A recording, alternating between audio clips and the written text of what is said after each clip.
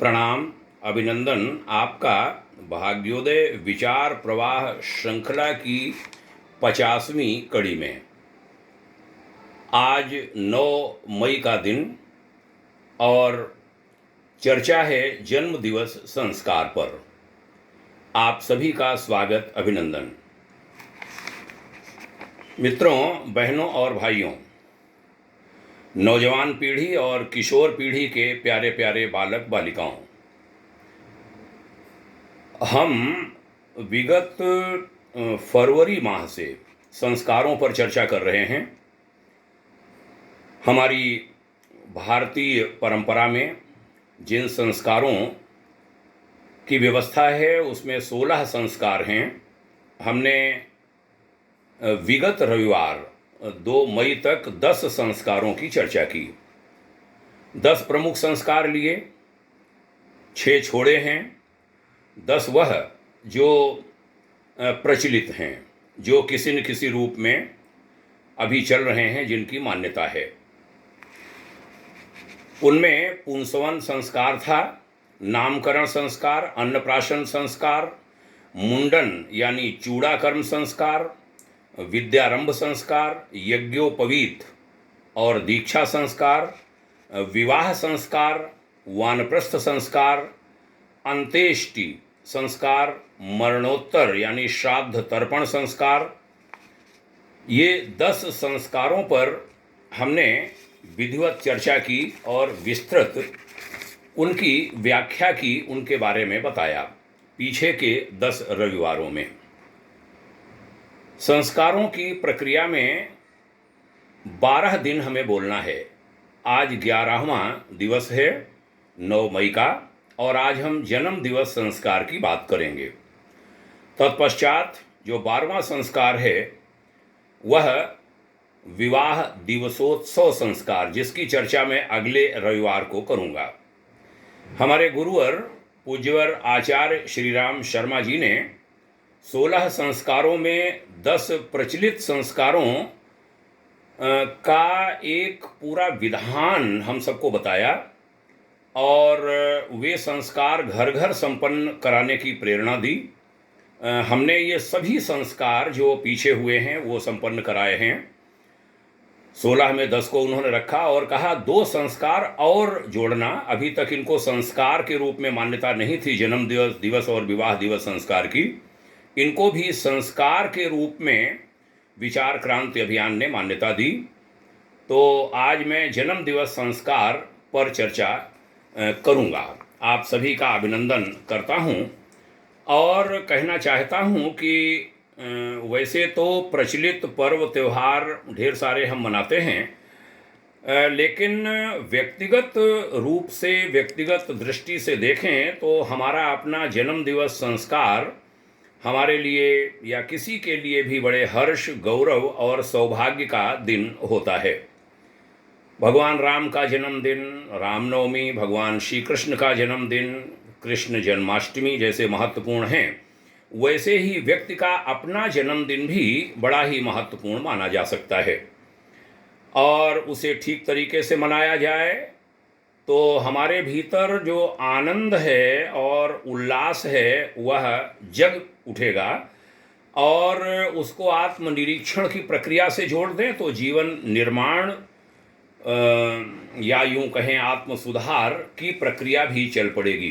तो जन्मदिन मनाना और सार्थक हो जाएगा। गुरुदेव ने कहा था कि एक नए सूर्योदय की प्रेरणा ली जा सकती है जन्म दिवस पर। बुद्ध, वाल्मीकि, सूरदास, तुलसी, अंगुलीमाल आदि के जीवन प्रसंग बहुत अच्छे नहीं थे, लेकिन उनकी अंतःस्फुरणा एक दिन जग पड़ी तो उन्होंने अपनी दिशा ही बदल ली। उनकी दिशा जीवन की बदल गई। यह बदलना इतना महत्वपूर्ण हुआ कि वे नर से नारायण बन गए। जन्मदिन की उल्लास भरी घड़ी में यदि मनुष्य थोड़ा सा भी आत्म निर्माण की बात, पहले आत्मनिरीक्षण की फिर आत्मनिर्माण की बात सोचने लगे तो उसे उसी अनुपात में उसके सौभाग्य की घड़ी वह सिद्ध हो सकती है। तो जन्मदिन कैसे मनाया जाता है, कैसे मनाया जाना चाहिए, तो बीच में दीपक बुझाना, केक काटना, बहुत सारी चीज़ें जुड़ गई हैं। दीपक नहीं बुझाया जाना चाहिए, बहुत ख़राब बात है। कुल दीपक का जन्मदिन मन रहा है, उस दिन दीपक बुझे, ये तो बहुत ख़राब बात है। बंद होना चाहिए ये हमारे समाज में। देव संस्कृति में दीपक बुझाने की बात नहीं की गई, दीपक जलाने की बात की गई। तो इसे बहुत प्रेरणास्पद ढंग से मनाया जाए, यह मैं भाग्योदय फाउंडेशन के माध्यम से कहना चाहूँगा देश से, देशवासियों से। उसके लिए हमने कहा था हर संस्कार यज्ञ के साथ होना चाहिए, तो ये संस्कार भी यज्ञ के साथ मनाया जाए। और ज़्यादा व्यवस्था न हो सके तो दीप यज्ञ कर लें, जितने साल के हुए हैं उतने दीपक, और एक दीपक बड़ा अतिरिक्त नए वर्ष का। तो इसको प्रेरणा के साथ, प्रेरणा देते हुए, जिनका जन्मदिन है, खासकर बालकों का, बच्चों में बहुत उत्साह होता है अपने जन्मदिन का, उनको बहुत सारी प्रेरणाएं उस दिन दी जा सकती हैं। पंचतत्व पूजन उस दिन होता है। पंचतत्व पूजन क्यों कि पंच तत्वों से बना है ये शरीर। इस संसार का प्रत्येक पदार्थ, मिट्टी, जल, अग्नि, वायु और आकाश, इन 5 तत्वों से बना है। इसलिए इस सृष्टि के आधारभूत ये 5 ही दिव्य तत्व देवता हैं। उपकारी के प्रति कृतज्ञता की भावनाओं से अंतःकरण ओतप्रोत रखना हमारी भारतीय संस्कृति का हिस्सा है, अविच्छिन्न अंग है। हम जड़ और चेतन सभी उपकारियों के प्रति कृतज्ञता भावना की अभिव्यक्ति के लिए इस पूजा प्रक्रिया का सहारा लेते हैं, अवलंबन लेते हैं। इस पूजन का दूसरा उद्देश्य यह है कि इन 5 के सदुपयोग का ध्यान रखा जाए। शरीर जिन तत्वों से बना है उनका यदि सही रीति नीति से उपयोग किया जाए तो अस्वस्थ होने का मौका ही ना आवे। ये कोरोना जैसी बीमारियां जो आ रही हैं, ये सब छित जल पावक गगन समीरा से हमने अपने आप को अलग कर लिया। इस कारण बहुत सारी समस्याएं भी हमारे जीवन में आ रही हैं। जैसे मैं उदाहरण 5 का एक एक लाइन में आपसे कहूं कि पृथ्वी से उत्पन्न अन्न का कितना, कैसे और कब उपयोग किया जाए, इसका ध्यान रखें तो ये पेट खराब न हो। यदि आहार की सात्विकता, मात्रा और व्यवस्था का ध्यान रखा जाए तो अपच न हो और किसी रोग की संभावना भी न बने। जल की स्वच्छता और उचित मात्रा में उसका सेवन यदि हम करें और विधिवत स्थान का, वस्त्र, बर्तन, घर आदि की सफाई, जल का उचित प्रयोग, इन सब का ध्यान रखें तो समग्र स्वस्थता बनी रहे और स्वच्छता भी बनी रहे, सफाई भी, शरीर, मन और वातावरण सभी कुछ स्वच्छ रहें। ये दूसरी प्रेरणा, 5 की प्रेरणा एक एक लाइन में दे रहा हूँ। अभी हमने धरती की, पृथ्वी की बात कही, दूसरे जल की बात कही, तीसरे अग्नि की बात करूँगा कि अग्नि की उपयोगिता सूर्य ताप का शरीर, वस्त्र, घर आदि में पूरी तरह प्रयोग करने में ही है। भोजन में अग्नि का सदुपयोग भाप द्वारा पकाए जाने से होता है। शरीर के भीतर अग्नि ब्रह्मचर्य द्वारा सुरक्षित रहती है और बढ़ती है। चौथा वायु है, तो वायु का सेवन, खुली जगहों में निवास, प्रातः टहलने जाना, प्राणायाम, गंदगी से वायु को दूषित नहीं होने देना, ये वायु की प्रतिष्ठा है। हम वायु की प्रतिष्ठा बढ़ा सकते हैं। 5वां आकाश है, तो आकाश की पोल में ईथर तत्व और विचार शब्द आदि भरे पड़े हैं आकाश में, आकाश की पोल में। तो उनका मानसिक और भावना क्षेत्र में इस प्रकार उपयोग किया जाए कि हमारी अंतः चेतना उत्कृष्ट स्तर की ओर चले, यह जानना समझना आकाश तत्व का उपयोग है। इसी सदुपयोग के द्वारा ही हम सुख, शांति और समृद्धि का रास्ता मजबूत कर सकते हैं, पथ प्रशस्त कर सकते हैं।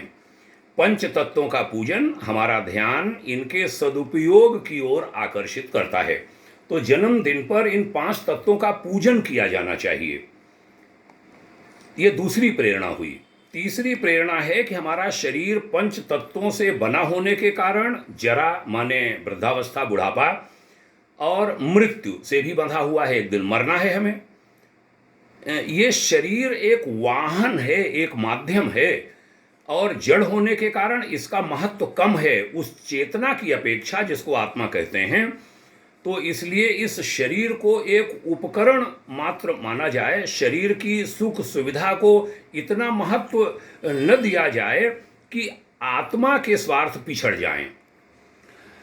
आत्मा की उन्नति के लिए पंच तत्वों से बना ये शरीर मिलता है, यानी ये शरीर हमारे प्रमोशन के लिए मिला है, डिमोशन के लिए नहीं।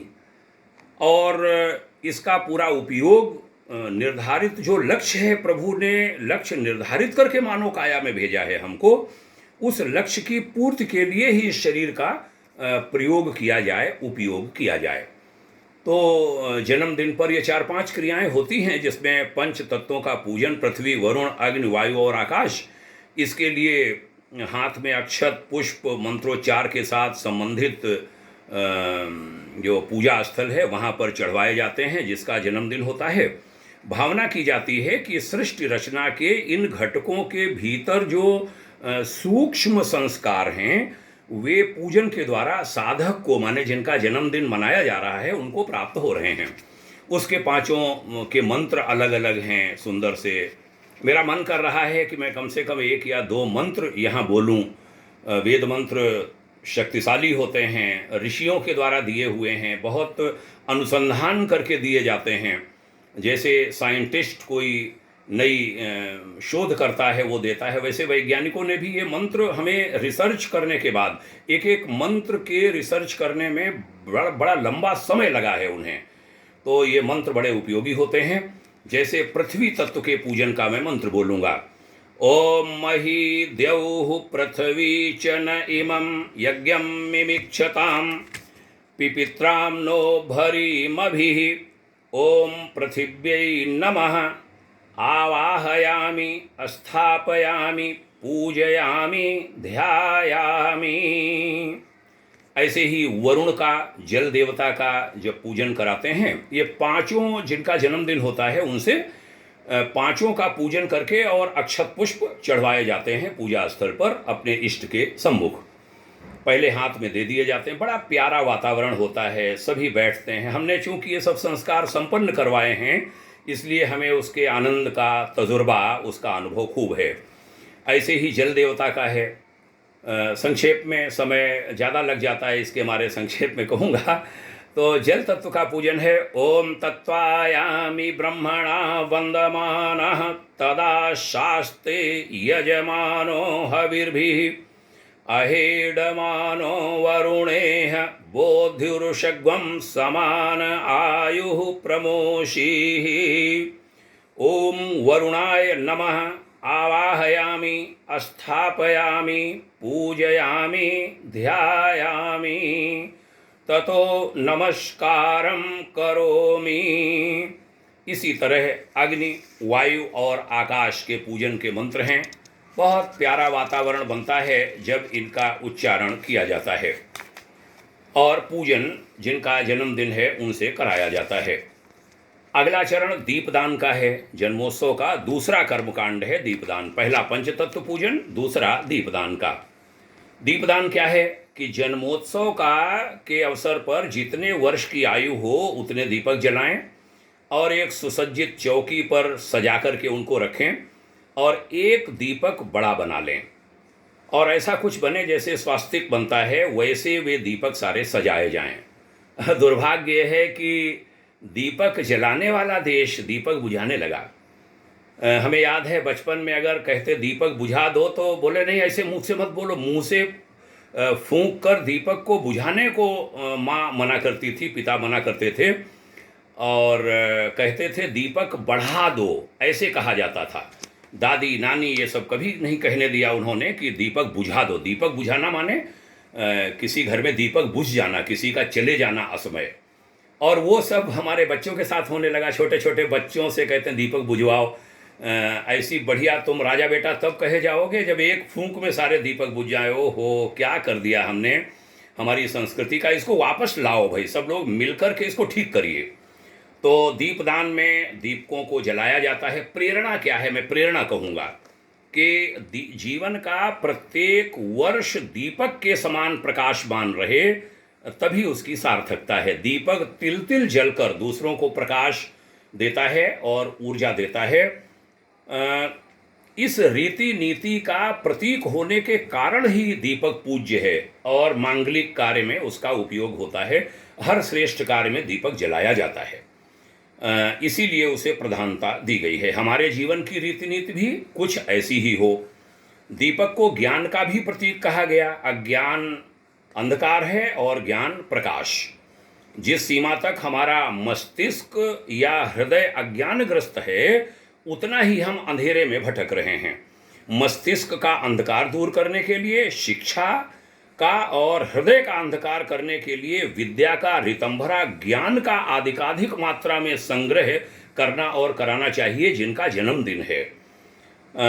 आत्मज्ञान का वैसा दीपक हमें अपने अंतःकरण में जलाना चाहिए, जैसा रामायण के उत्तरकांड में विधिवत विस्तार पूर्वक समझाया गया है। दीपदान में ऐसी ही अनेक प्रेरणाएं हमारे आचार्यों द्वारा दी जानी चाहिए। यह मैं एक अपने दिल का दर्द कहूँगा कि हमारे आचार्य गण ने इन सब को बहुत दरकिनार कर दिया। वो ये सब प्रेरणा नहीं देते। कोई पूजन कराता भी है तो बस केवल मंत्र बोलना और प्रेरणा नहीं दे पाते। जिनका जन्मदिन है या कोई संस्कार है, पता ही नहीं चल पाता वो मंत्र क्या हैं, क्यों बोले जा रहे हैं।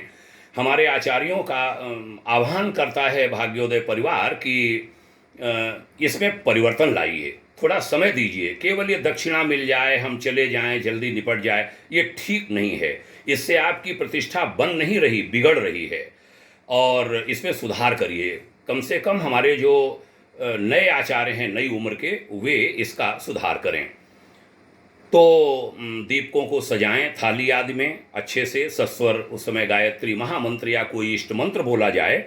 और दीप यज्ञ करना हो तो गायत्री मंत्र के साथ यज्ञ आहुतियों में महामृत्युंजय मंत्र का भी उपयोग करें। और उस समय भावना करें कि मनुष्य कितने ही कम साधनों में जी रहा हो, छोटे से नाचीज दीपक की तरह वह सबका प्रिय बन सकता है, प्रकाश दाता बन सकता है। कोई भी मनुष्य, चाहे वह साधारण परिस्थितियों में क्यों न जन्मा हो, क्यों न रह रहा हो। तो छोटी सी पात्रता, थोड़ा सा स्नेह और जरा सी वर्तिका यानी लगन को ठीक क्रम में सजाकर ज्योतिदान प्राप्त कर सकता है। ज्योतित जीवन की कामना प्रार्थना करते हुए दिव्य शक्तियों द्वारा उसकी पूर्ति की भावना की जाए जब दीपक जलाए जाएं। बड़ा प्यारा वातावरण उसका बनता है। फिर व्रत धारण की प्रक्रिया है। व्रत धारण जन्मोत्सव का, जन्मदिन का अगला संस्कार है। संस्कार क्या कहेंगे, अगला क्रम है, चरण है। यह मैं कहूँगा कि व्रतों के बंधन में बंधा हुआ मनुष्य ही किसी उच्च लक्ष्य की ओर अग्रसर होने में समर्थ होता है, आगे बढ़ने में समर्थ होता है। मनुष्य को शुभ अवसरों पर भावनात्मक वातावरण में, देवताओं की उपस्थिति में, अग्नि की साक्षी में व्रत अवश्य लेना चाहिए, व्रत धारण करना चाहिए। ये जन्मदिन जैसे अवसर ऐसे संकल्प लेने के लिए बहुत उपयोगी होते हैं। और उसमें क्या लिया जाए, तो दो पार्ट में मैं इसको बांटूंगा। पहला तो कोई बुराई का त्याग और दूसरा कोई अच्छाई को ग्रहण करना।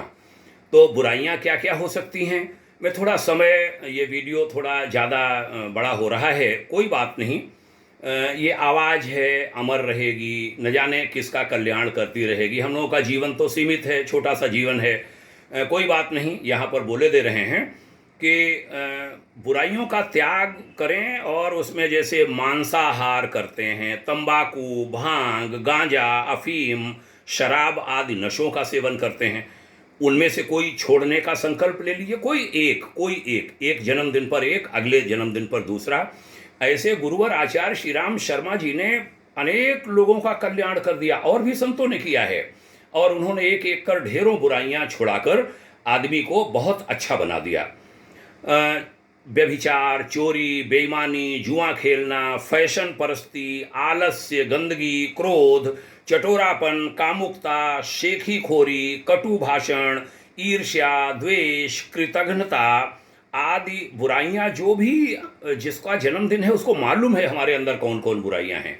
तो आचार्य अगर इन बुराइयों का जिक्र करें उनके सामने और ये कहें कि इनमें से कोई एक छोड़ देना, तो वह संकल्प लेगा, क्योंकि जन्मदिन के समय माहौल होता है वो वैसा, और अपने सभी परिवार के लोग बैठे होते हैं। उनके सामने जब संकल्प लेता है कोई बच्चा या युवा या कोई बड़ा भी, तो उसका बड़ा लाभ होता है और उन्हें छोड़ने की जरूर कोई प्रतिज्ञा करानी चाहिए। उसी प्रकार अच्छाइयाँ भी हैं। अच्छाइयाँ बहुत सारी, अच्छाइयों की चर्चा भी की जा सकती है, जैसे रात को जल्दी सोना, प्रातः जल्दी उठना, व्यायाम, नियमित उपासना, स्वाध्याय, गुरुजनों का, माता पिता का चरण स्पर्श, अभिवादन, सादगी, मितव्ययिता, प्रसन्न रहने की आदत, मधुर भाषण, दिनचर्या बनाकर समय का उपयोग करना, आलस्य नहीं करना यानी निरालस्य की आदत डालना, परिवार निर्माण के लिए नियमित समय देना, लोक सेवा के लिए समय दान, कोई भी ढेर सारे कामों में से कोई एक काम अच्छाई धारण करने का संकल्प लें।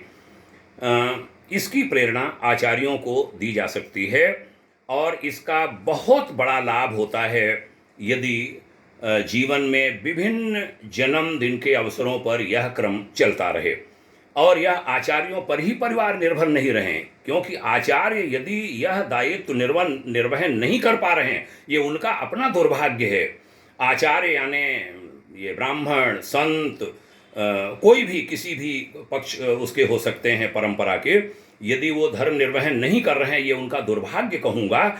और परिवार के लोग इसकी आदत बनाए, परिवार में कोई ट्रेंड हो, बच्चे की माँ ट्रेनिंग ले, आजकल पढ़ी लिखी लड़कियां हैं, पढ़ी लिखी महिलाएं हैं, वो इसकी प्रेरणा लें और उसमें जो कोई भी सहयोग होगा भाग्योदय फाउंडेशन सहयोग करेगा, साहित्य उपलब्ध कराने में भी आपको सहयोग करेगा, उसका हर संस्कार का छोटा छोटा स्वरूप उसका बना देंगे हम। भगवान ये जीवन देता रहे और काम करने का अवसर मिलता रहे। तो उसमें 5 शक्तियाँ, व्रत धारण के लिए 5 शक्तियों की चर्चा की जाती है, अग्नि, वायु, सूर्य, चंद्र और व्रत। इसमें पांचों का बाकायदा 5 के मंत्र हैं। जैसे एक मंत्र हम यहाँ बोलेंगे, ओम अग्ने व्रतपते व्रतम चरिष्यामि तत्ते प्रब्रवीमि तच्छकेयम तेनर्ध्यासमिधमहम अमृतात् सत्यमुपैमि। ऐसे करके 5 शक्तियों से 5 मंत्र बोले जाते हैं संकल्प के। उसके बाद विशेष आहुतियाँ, यज्ञ आदि के विभिन्न क्रम, जैसे यज्ञ होता है, शुभारंभ किया, आरंभ की अपनी पूजन प्रक्रिया और बीच में जन्मदिन के इस प्रसंग को जोड़कर और फिर आहुतियाँ कराई जाती हैं।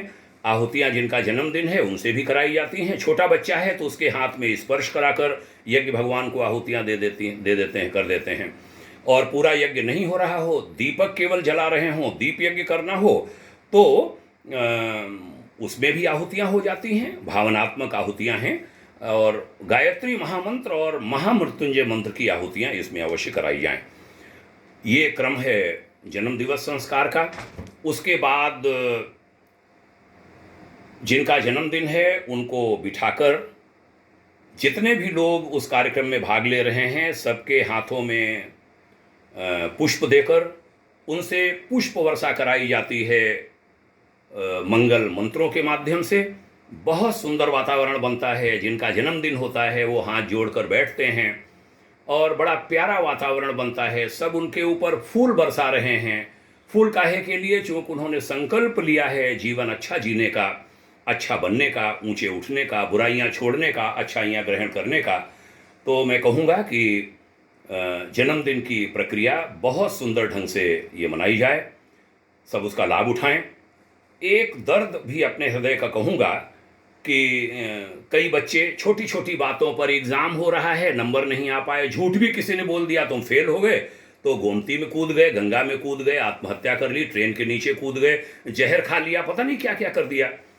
जरा सोचो कि 84 लाख योनियों में बड़े सौभाग्य से तुम्हें मानव जन्म मिला था और तुमने 1 मिनट में अपने जीवन को बर्बाद कर दिया। जरा उनकी कल्पना करो, माता पिता की, परिवार की, जिनको छोड़कर तुम चले गए। ऐसी ऐसी घटनाएं मिलती हैं जिसमें एक बच्चा है घर में, एक लड़की है, एक लड़का है और उसने जीवन दे दिया। जरा कल्पना करो, परिवार बर्बाद हो जाते हैं, जीवन बर्बाद हो, दूभर हो जाता है जीवन जीना माता पिता का तुम्हारे बिना, और तुम आत्महत्या कर लेते हो। जीवन बड़ा कीमती है, ऐसा कभी कोई मत करना। तुम्हारे ऊपर न जाने कितने, अरे इनको छोड़ दो बच्चों को, बड़े बड़े अधिकारी, मैंने आईएएस और आईपीएस को ट्रेनिंग इतनी बड़ी होती है और बड़ी मेहनत के बाद वो बन पाते हैं, कोई डॉक्टर बन पाते हैं, कोई इंजीनियर बन पाते हैं, कोई साइंटिस्ट बन पाते हैं, और उनको आत्महत्या करते देखा छोटी छोटी बातों पर। छी छी छी, बहुत खराब लगता है। क्या हो गया है हमारी सोच को? शायद उसमें उनका दोष तो होगा ही, हम आचार्यों का दोष है कि हम उन्हें बता नहीं पाए कि जीवन की कीमत क्या है। जन्मदिन पर जीवन की कीमत को बताया जाना चाहिए। आचार्यों के अलावा माता पिता, बाबा दादी, नाना नानी का दोष है कि वो बच्चों को बता नहीं पाए कि जीवन का महत्व क्या है। केवल हंसी ठट्ठा में उसको निकाल दिया, दीपक बुझवाने में करा दिया और दीपक जलाने की बातें नहीं सोची। ये कुरीतियां दूर हों, जीवन का महत्व सब समझें। जीवन देवता है, आओ तनिक इसे संवारें, ऐसा संकल्प हमारा हो। बहुत बहुत धन्यवाद कहता हूँ भाग्योदय विचार प्रवाह श्रृंखला के इस चरण में। ये 50वां चरण है। आज 9 मई का हमने इसको विगत मई महीने में आरंभ किया था। 1 बरस होने वाला है। 52 रविवार होते हैं ना साल में, तो 50वां ये रविवार है। 2 सप्ताह बाद 1 साल हो जाएगा। तो खूब साधुवाद आपको सुनने के लिए, आपने समय दिया, आभारी हूँ। आप सभी श्रोताओं को प्रणाम करता हूँ और निवेदन करता हूँ, मैं चूँकि एक आध्यात्मिक और सामाजिक कार्यकर्ता हूँ। लोग व्यावसायिक बुद्धि रखते हैं, हर काम में पैसा कमा लो, ये हमारे सब्सक्राइबर हो जाएं, पैसा आने लगेगा, ऐसा कोई भाव नहीं है। मेरे पास पैसा है नहीं, गाड़ी चलती रहती है, पैसा कभी जमा नहीं किया, उसका कभी ध्यान ही नहीं दिया, लेकिन कोई काम रुकता नहीं है और शरीर स्वस्थ है, मन स्वस्थ है, भगवान की यही कृपा बनी रहे, ये क्रम चलता रहे। और जब तक मेरा जीवन है, जब तक मेरी सांस और मेरी आवाज़ रहेगी, मेरा संकल्प है कि मैं तब तक ये रविवार की चर्चा चलाता रहूँगा। डॉक्टर कलाम की तरह ऑन ड्यूटी ऐसे ही कभी ये शरीर जाए, श्वास बंद हो, कभी बोल रहा हूँ और श्वास बीच में बंद हो जाए, ऐसा ही कुछ प्रार्थना मैं अपने गुरुदेव से, अपने इष्ट से किया करता हूँ।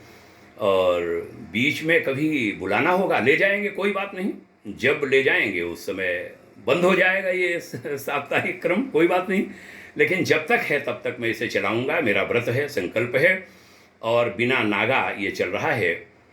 उधर रविवासरीय चर्चाएँ हो, क्षमा करेंगे, दैनिक चर्चाएँ भी हो रही हैं।